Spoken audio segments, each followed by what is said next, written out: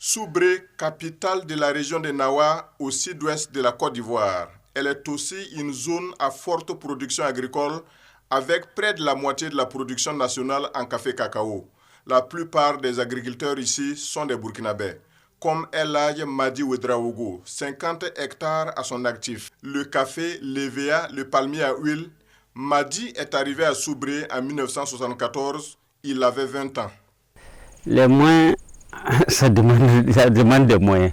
En principe, avant que je vais créer ma plantation, j'ai créé ça à environ à peu près 12 millions que j'ai créé ça, ma plantation là. Je n'ai pas prêté de l'argent.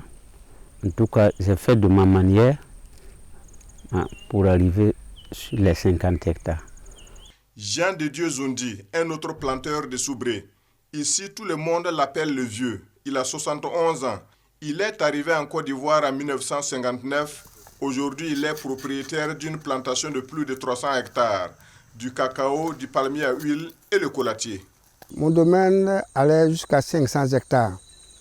Mais aujourd'hui, nous sommes à 300 hectares compte tenu de la crise que tout le monde a connue en Côte d'Ivoire. On a été obligé de céder une partie.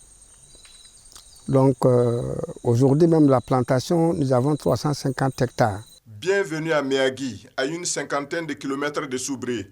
Ici, comme ailleurs dans cette région, le travail de la terre est l'occupation principale des Burkinabés de Côte d'Ivoire. Aruna Savadogo est l'exemple d'une jeunesse qui s'épanouit grâce à l'agriculture.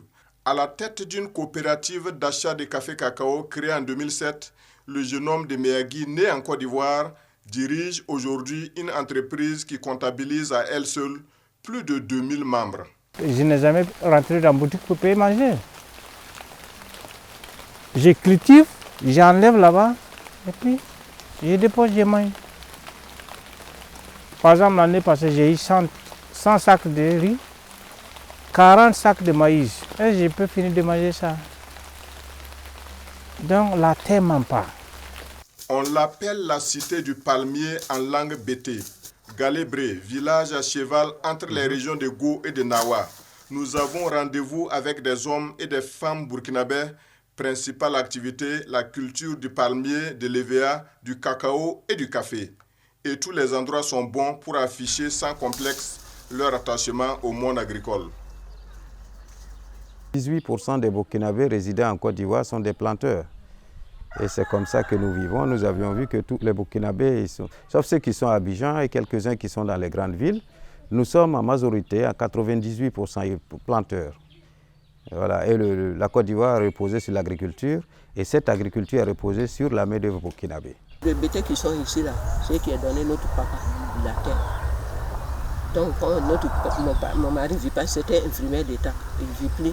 C'est ça que je suis venu rester dans la maison avec mes petits soeurs, avec mes petits-enfants. Ils sont assez nombreux, les Burkinabés planteurs dans cette partie de la Côte d'Ivoire. Des hommes comme des femmes, des jeunes comme des seniors. Leur rapport à l'économie locale est aussi reconnu par les autorités ivoiriennes.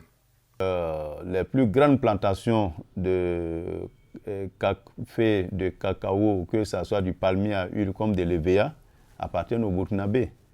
Et au niveau même de la main-d'œuvre, les Burkinabés aussi contribuent fortement, n'est-ce pas, à l'amélioration, n'est-ce pas, de l'économie à Soubré.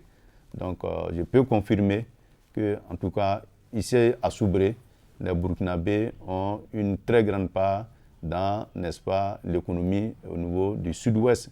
Je ne vais pas dire Soubré seulement, mais au niveau du sud-ouest. La Côte d'Ivoire, un pays en plein essor et qui se construit sans cesse, elle doit aussi cette prospérité à son café-cacao, produit en partie par des planteurs d'origine étrangère.